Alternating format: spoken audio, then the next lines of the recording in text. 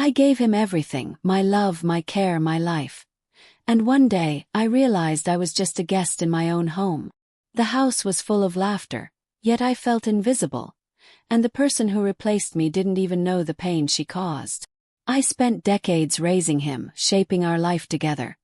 And then, quietly, someone else stepped in and took it all. Every meal I cooked, every word of advice I gave. Suddenly, it was like I had never existed in the life I built. I thought love meant being at the center of his world, until I watched someone else quietly take my place. Years of sacrifice, a lifetime of care. And in the blink of an eye, my life became someone else's story. When Sana told me I didn't belong here anymore, I smiled. I smiled because there was nothing else I could do. Nothing that would change what had already happened. Inside, though, a quiet shattering began, small, subtle at first, like a crack running along the wall of a house I had built brick by brick. I had spent my whole life building this home. Not just the walls or the furniture. Not just the rooms that smelled of clean linen and warm tea. I had built a life here. I had built a family. I had built memories that I thought would last forever. And yet, one day, all of it felt like it was slipping through my fingers, like sand falling silently from an hourglass. Saad, my son, my boy. He didn't say much that day. His eyes were soft, full of unease, the way a child might look at something fragile, afraid to touch it. My boy, who I had held in my arms when he was tiny, who I had kissed when he was sick, who I had stayed awake for countless nights watching over, suddenly felt distant. And Sana. Oh, Sana. She was polite, calm, smiling even, but the firmness in her voice carried a weight I couldn't fight. Mom, maybe it's better if you stay somewhere else for a while, she said softly. Somewhere else. Just like that. Not a discussion. Not a conversation. Declaration. My heart tightened, but I nodded. I didn't argue. I couldn't summon the anger. There was only the slow, creeping realization that the place I had called home was no longer mine.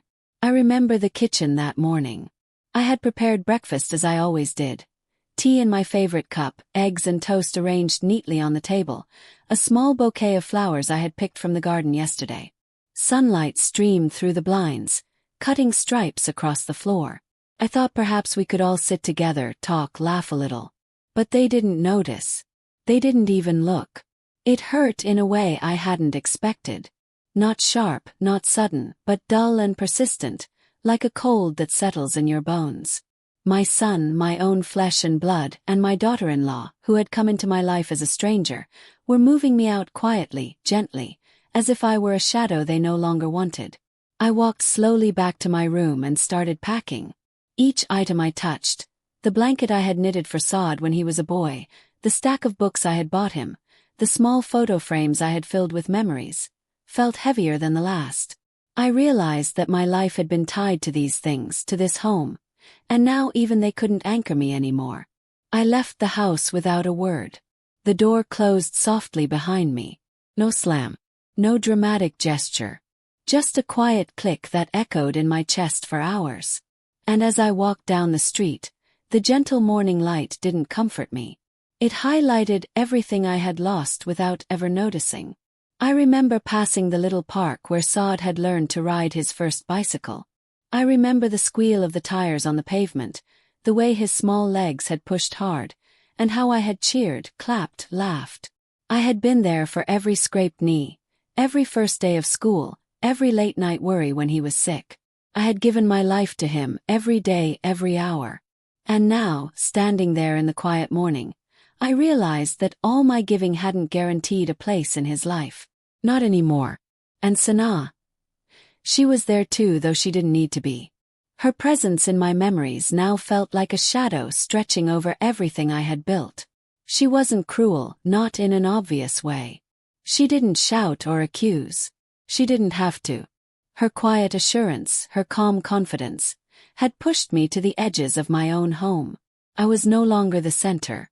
My son had shifted slowly, carefully, and I had only just seen it. I remember the nights when Saad was small. He would wake crying and I would pick him up, hold him close, hum softly until he fell asleep again. I remember the mornings I would wake before the sun, preparing his favorite breakfast, checking that he had everything he needed for school, for life. I remember sitting by his bedside when he was sick, rubbing his forehead, wiping sweat from his brow, feeling every tiny pang he felt as if it were my own. And now, somehow, that little boy had grown up and stood on a line I wasn't allowed to cross. I thought about the years I had spent alone before Saad married, raising him by myself, working, worrying, sacrificing. Every decision I had made had been for him. Every quiet disappointment I had swallowed, every long night spent wondering if I was enough. It had all been worth it, I thought, because I had him. 'Cause he loved me. 'Cause we had each other. And yet here I was, packing a small bag, leaving the home I had built. A home that had smelled of warm bread and laughter, of quiet tears and whispered conversations. A home that had been mine in every sense, and yet suddenly it was not. I remember thinking, as I walked through the streets, that perhaps this is how life works. Perhaps we are given the people we love, and yet, somehow, they slip away from us in ways we can't stop. Not through anger, not through shouting, not through pleading. We just watch. And sometimes we smile through the pain because we have no choice. I thought of my mother, long gone now, and how she must have felt when the world moved on without her. I thought of the sacrifices she had made, the love she had poured into her children, and how sometimes that love doesn't guarantee a place in the lives you've nurtured. Sanaa, I realized, had taken a role I had once held. Slowly, gently. She had not pushed or forced, but the shifts were there. My son's attention, his loyalty, his love, they had started to balance differently. And in this subtle, quiet way, I had been edged out. The home I had built, the life I had lived, had been claimed by someone else while I was still standing inside it. I sat on a bench near the park for a long time, watching the world move on without me. Parents and children laughed together, people walked dogs, neighbors greeted each other. Everything was normal, beautiful, ordinary. But I felt like a stranger in all of it. Like a ghost moving quietly through a world that had stopped noticing me. And yet, even as the sadness washed over me, a small part of me remained steady. I realized that this wasn't about anger. It wasn't about revenge or blame. It was about understanding. Understanding that sometimes the life you build isn't yours to keep. That sometimes, love isn't enough to hold a person in place. And that the quiet, invisible losses hurt more than anything else. I remember calling Saad that evening. I didn't cry.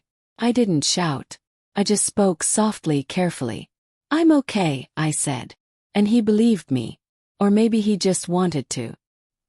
He sounded small on the other side of the line, hesitant, unsure. And I wanted to hold him again, to tell him that no matter what, he was my son, that I loved him, that I always would. But I didn't. I let him feel the quiet distance that had grown between us, because perhaps that was what needed to happen. I thought of all the mornings I had made tea for him, all the nights I had tucked him in, all the times I had wiped away tears and fears and insecurities. I realized that love isn't always enough. Sometimes, even the deepest, purest love doesn't guarantee a place in someone else's life. And still I didn't cry. Not then. Not in the streets, not on the park bench, not in my own thoughts. I simply felt the quiet ache settle into my chest, a dull reminder of what it means to give your all, to nurture, to protect, and yet to watch from the sidelines as life shifts in ways you cannot control. Sanaa had not done anything cruel. My son had not done anything wrong. It was just life. Just choices. Just the slow, gentle shift of loyalty, of love, of presence. And I, who had built this life, was learning the hardest lesson of all.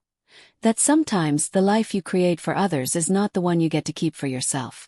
As I walked home that evening, the sun setting softly behind the rooftops, I realized something.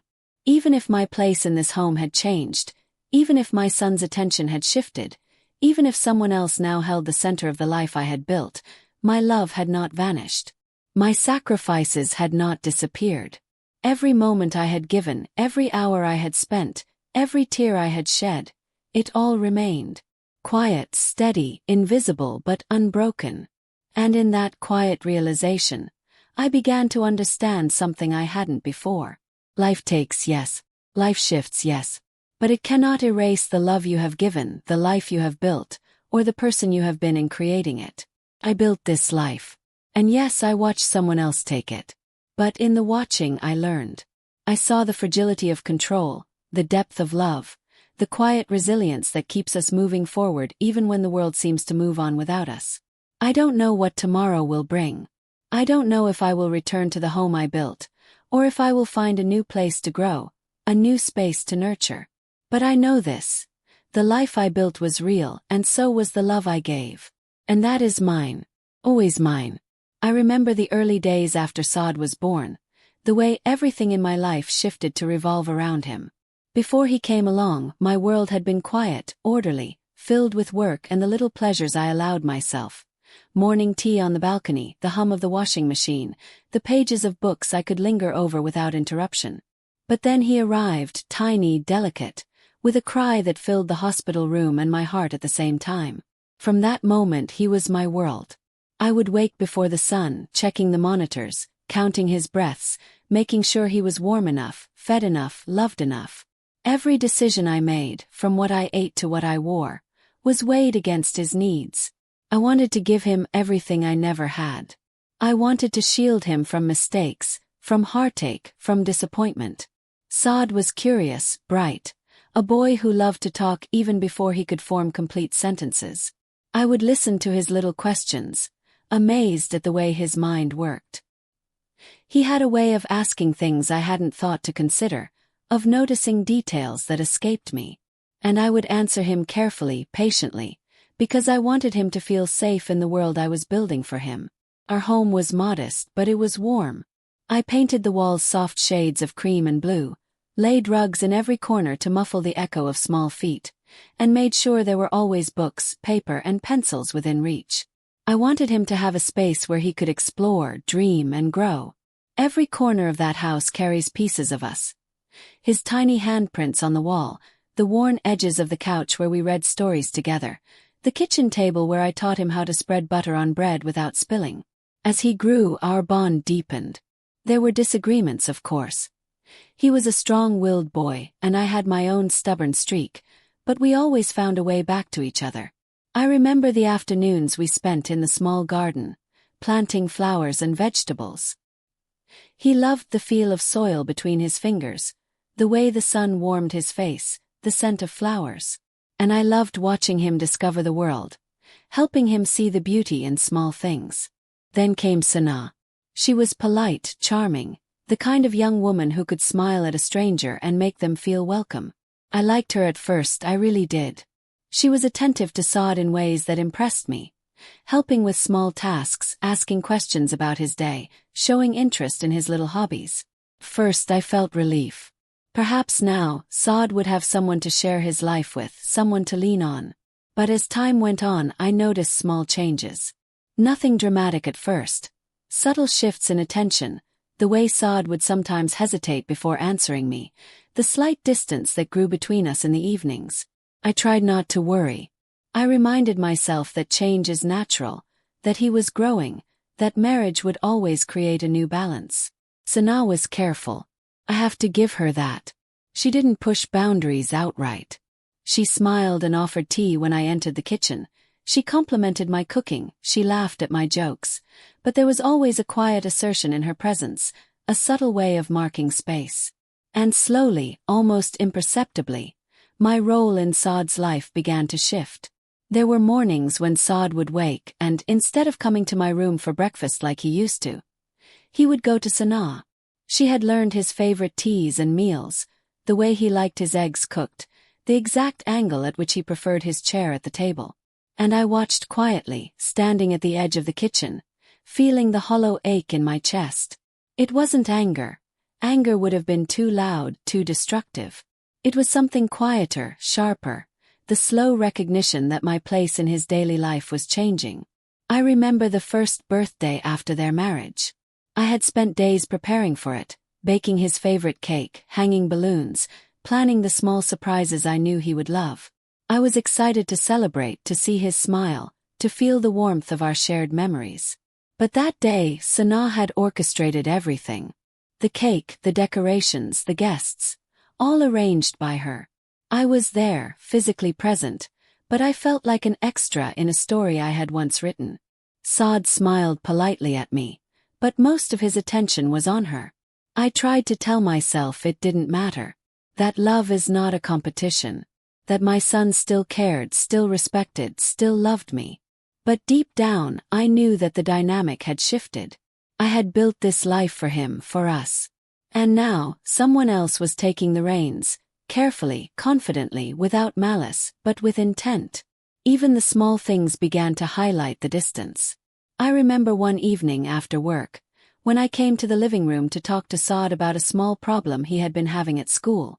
I had prepared advice, examples, stories from my own experience.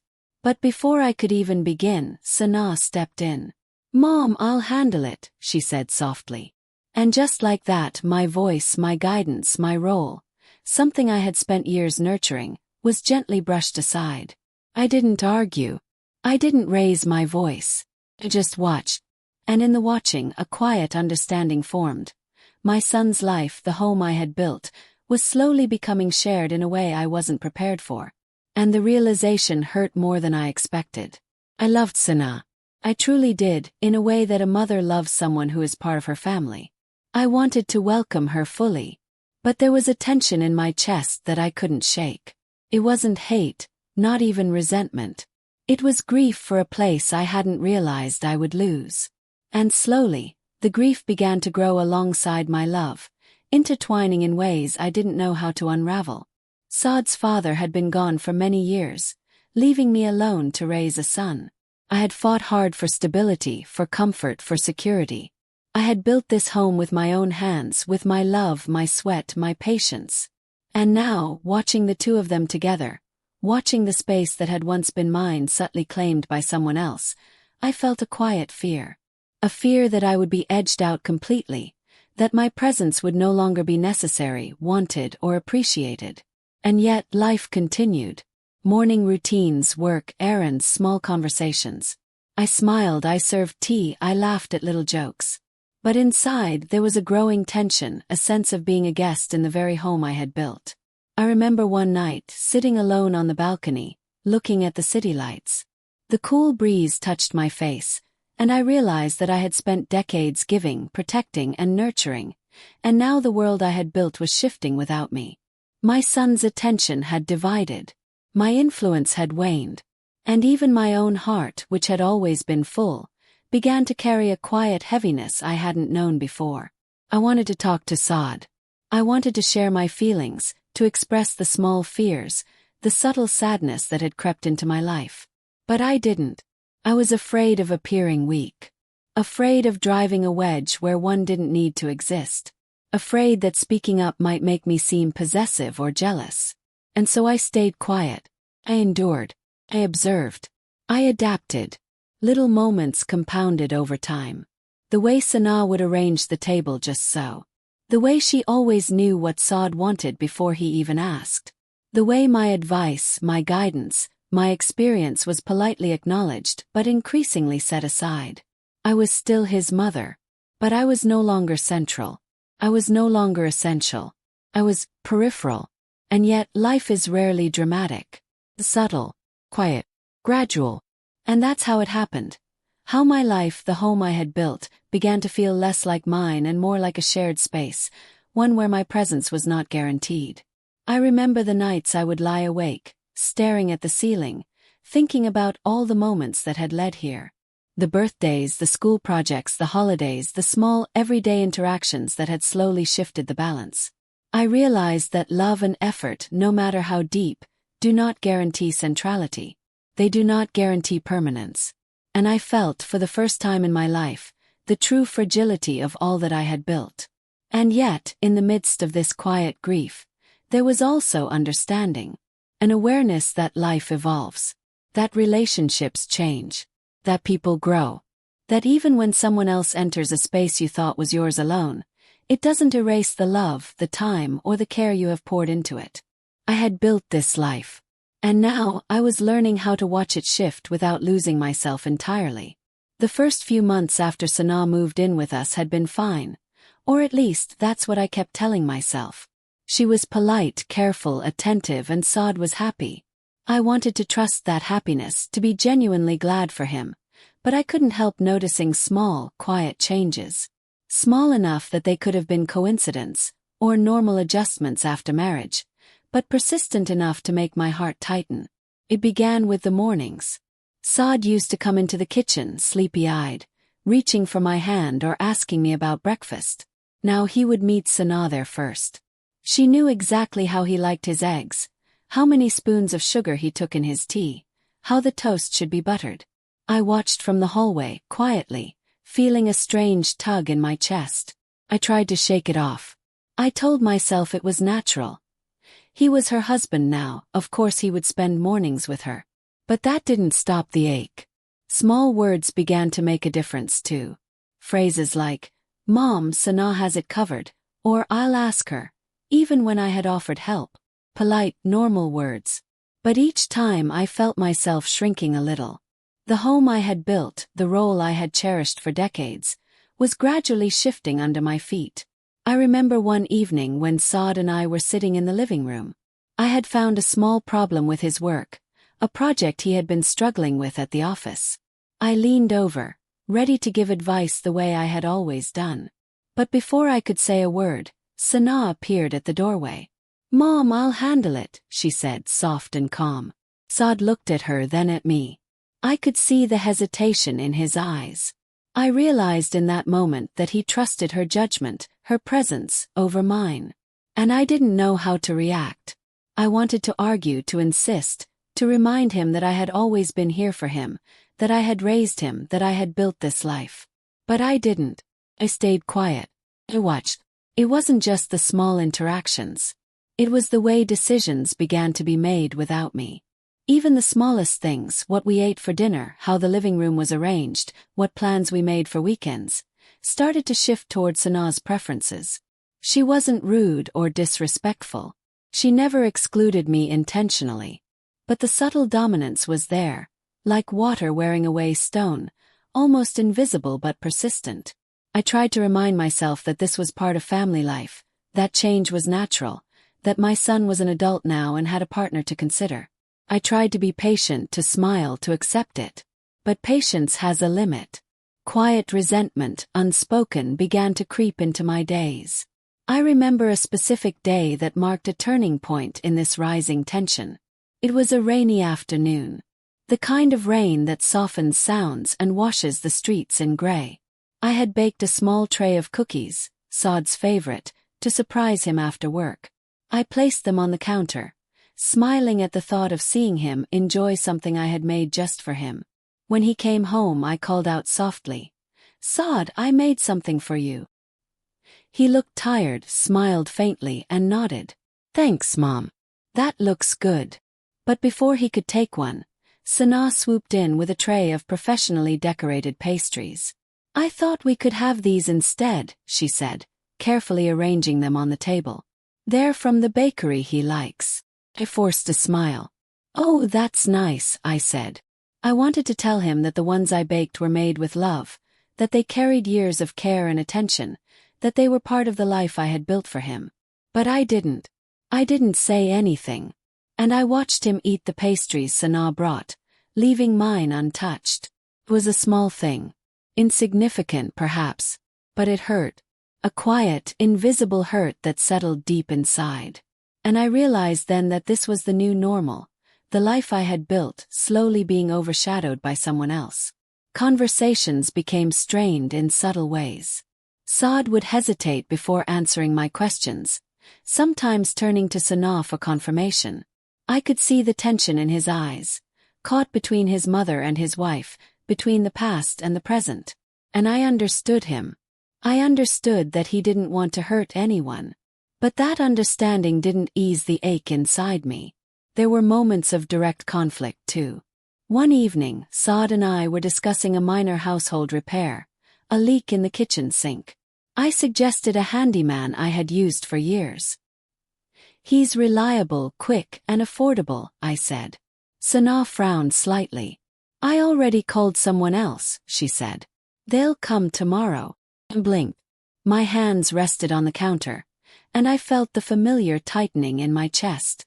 "But this handyman has worked for us for years," I said softly. Saad looked between us. "Mom, it's okay," he said. His voice carried the weight of someone trying to balance loyalty and love, trying to smooth a growing tension that neither of us wanted.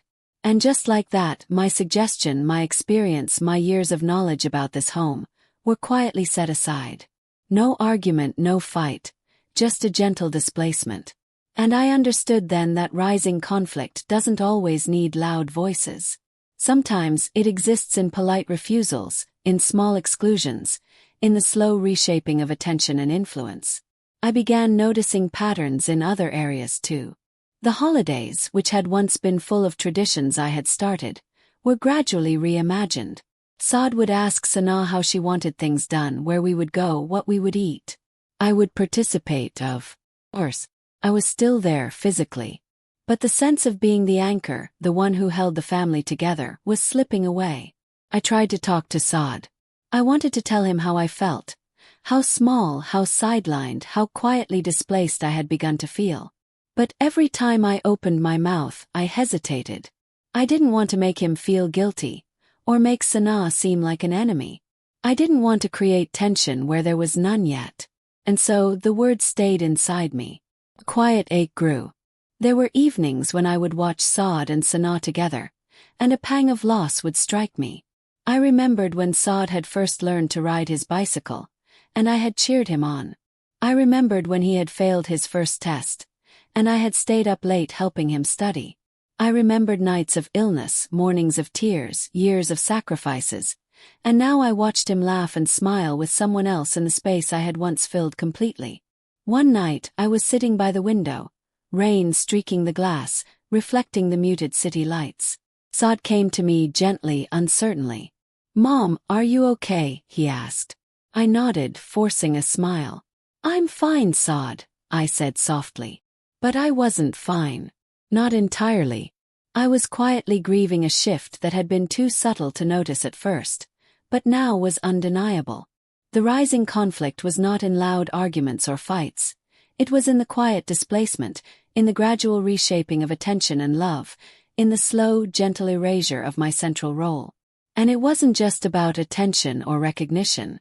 It was about the life I had built. Every dish I cooked, every corner I cleaned, every memory I nurtured. It had all been for this family. And now, little by little, it felt as though someone else were taking ownership of it, reshaping it, claiming it in ways I hadn't imagined. There were times I questioned myself. Had I been too demanding, too controlling, too careful? Could I have done something differently to prevent this slow displacement? But the truth was, no one could have predicted how subtle and unintentional these shifts could be. They didn't have to be cruel, they just happened. Life changes, people change, rules change. And sometimes you only notice when the shift is nearly complete. One afternoon, as I folded laundry in the quiet house, I overheard Saad and Sana discussing their weekend plans. They spoke in the gentle, intimate way that couples do, laughing softly, sharing small details. I realized then that my presence was no longer essential in these conversations. My influence, my advice, my experience, all quietly set aside. I didn't say anything. I stood quietly, folding the last towel, feeling the ache deepen. I was still there, still participating, still caring, but the balance had shifted. And I realized in that moment that the rising conflict wasn't about anger. It wasn't about hatred or betrayal. It was about displacement. Quiet, subtle, and unavoidable. And as I carried on with my day, I understood that this was the stage before the breaking point. The stage where love, patience, and quiet endurance are tested. The stage where a mother realizes that the life she has built, the home she has nurtured, may no longer be hers to command or shape. I didn't know then how far this would go. I didn't know that the quiet tensions, the small exclusions, the subtle displacements, were only the beginning. But I felt the weight of it, the ache of it, the quiet grief that comes from watching the center of your world slowly shift away. And I knew deep down that this rising conflict was only a sign of what was to come. I remember the day clearly. The morning was quiet. The kind of stillness that feels ordinary but carries a strange weight if you are paying attention. I had been in the kitchen, brewing tea, arranging small pastries on a plate for Saad, just as I had done for years. It was a small gesture, a piece of my love, my care, my life poured quietly into something simple. When Saad entered the kitchen, he looked tired, distracted. I tried to smile, thinking perhaps he had a busy day, that his mind was elsewhere. But then I saw Sana following him, holding a small stack of papers and a list of errands she had prepared for the day. I felt a subtle tightening in my chest, a whisper of the unease that had been growing for months, but I ignored it. "Good morning, Saad," I said softly, pouring his tea. He nodded, smiling faintly. "Morning, Mom." But before he could reach for the cup, Sana spoke. "I've already packed your tea, love. I made it exactly the way you like it." Froze. For a moment I couldn't move. My tea, my small gesture, my quiet morning ritual. Ignored, set aside. It wasn't loud or aggressive, but the meaning hit me hard. This wasn't just a small moment. It was a symbol, a quiet declaration that the space I had occupied for decades was no longer mine. I tried to stay calm. I forced a smile. "Oh, that's nice," I said softly. Saad looked between us, hesitation in his eyes.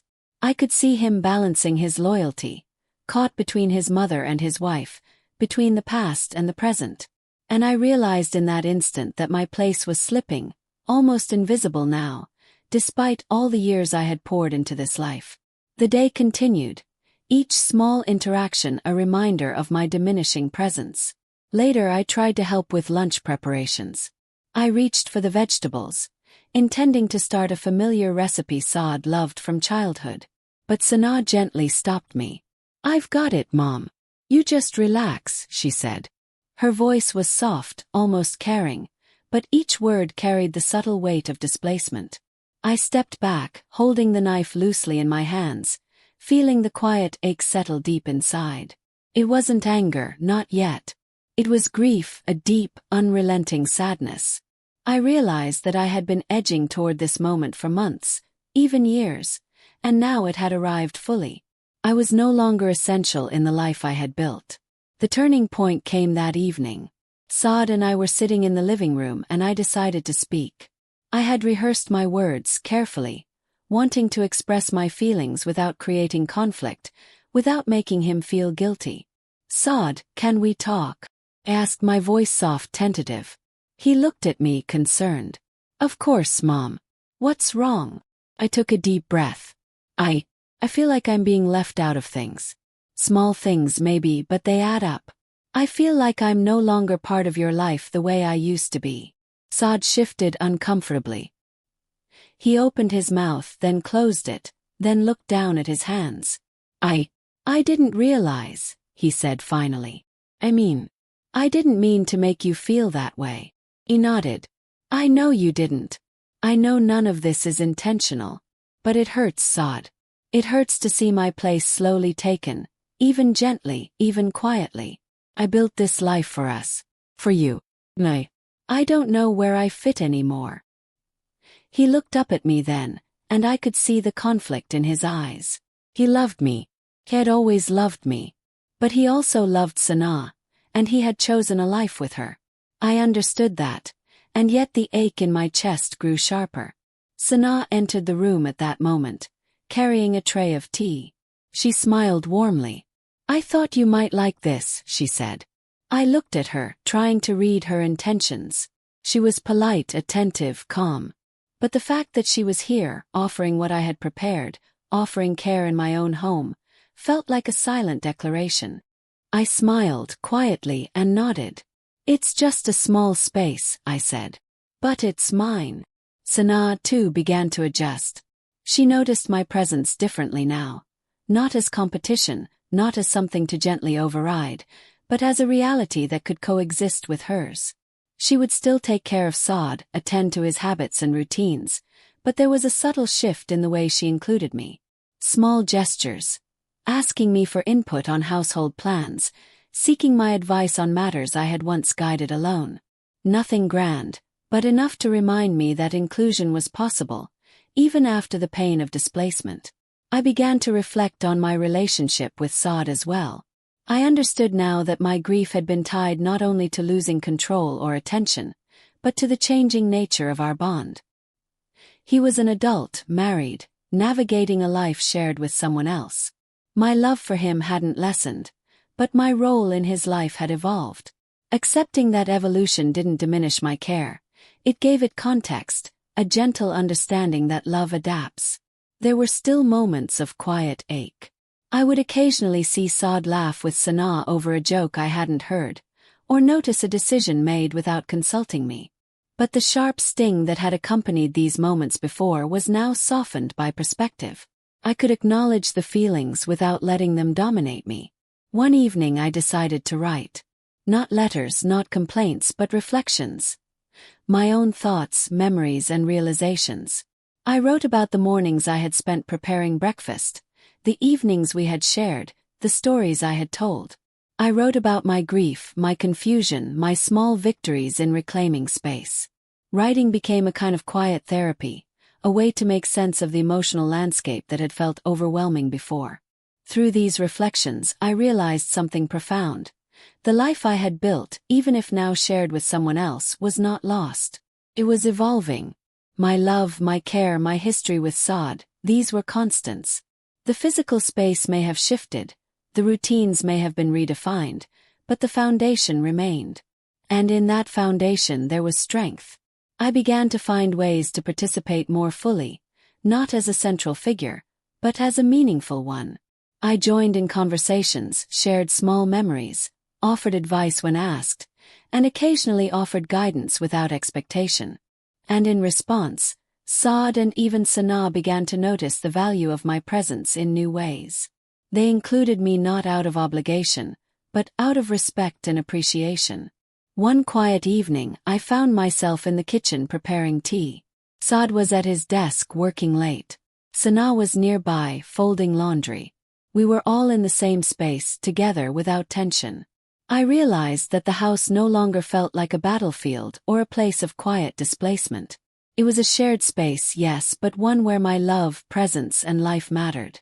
I remembered the turning point, the day I had fully realized my life was being reshaped, that my place was no longer guaranteed. And now, months later, I could look back without bitterness, without anger, without despair.